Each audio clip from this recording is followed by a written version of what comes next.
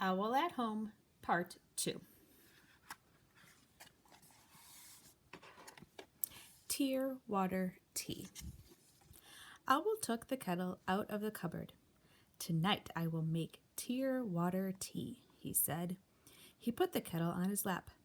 "Now," said Owl, "I will begin."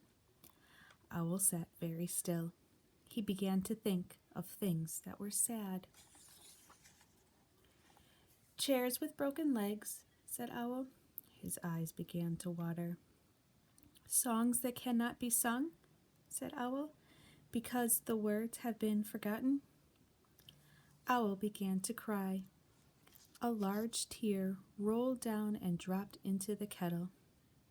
"Spoons that have fallen behind the stove and are never seen again," said Owl.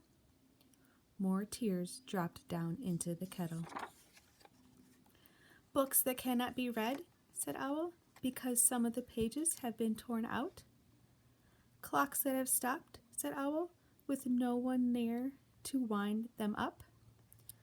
Owl was crying. Many large tears dropped into the kettle.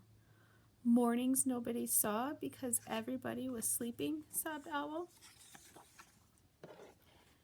"Mashed potatoes left on a plate," he cried, "because no one wanted to eat them, and pencils that are too short to use." Owl thought about many other sad things. He cried and cried. Soon the kettle was all filled up with tears. "There," said Owl, "that does it." Owl stopped crying. He put the kettle on the stove to boil for tea. Owl felt happy as he filled his cup. "It tastes a little bit salty," he said, "but tear water tea is always very good." Upstairs and downstairs. Owl's house had an upstairs and a downstairs. There were 20 steps on the stairway. Some of the time Owl was upstairs in his bedroom, and other times Owl was downstairs in his living room. When Owl was downstairs, he said, "I wonder how my upstairs is." When Owl was upstairs, he said, "I wonder how my downstairs is getting along. I am always missing one place or the other. There must be a way," said Owl, "to be upstairs and to be downstairs at the same time. Perhaps if I run very, very fast, I can be in both places at once." Owl ran up the stairs. "I am up," he said. Owl ran down the stairs. "I am down," he said. Owl ran up and down the stairs faster and faster. "Owl," he cried, "are you downstairs?" There was no answer. "No," said Owl, "I am not downstairs because I am upstairs.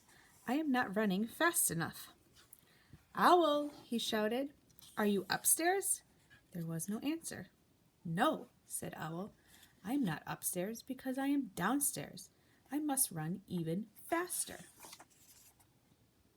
"Faster, faster!" cried Owl. Owl ran upstairs and downstairs all evening, but he could not be in both places at once. "When I am up," said Owl, "I am not down. When I am down, I am not up. All I am is very tired." Owl sat down to rest. He sat on the 10th step because it was a place that was right in the middle. Owl and the Moon. One night, Owl went down to the seashore. He sat on a large rock and looked out at the waves. Everything was dark. Then a small tip of the moon came up over the edge of the sea. Owl watched the moon. It climbed higher and higher into the sky. Soon the whole round moon was shining. Owl sat on the rock and looked up at the moon for a long time. "If I am looking at you, moon, then you must be looking back at me. We must be very good friends." The moon did not answer, but Owl said, "I will come back and see you again, moon. But now I must go home." Owl walked down the path. He looked up at the sky. The moon was still there. It was following him. No, no, Moon, said Owl. It is kind of you to light my way, but you must stay up over the sea. You will, where you look so fine. Owl walked on a little farther. He looked at the sky again. There was no moon. Coming right along with him. Dear Moon, said Owl, you really must not come home with me.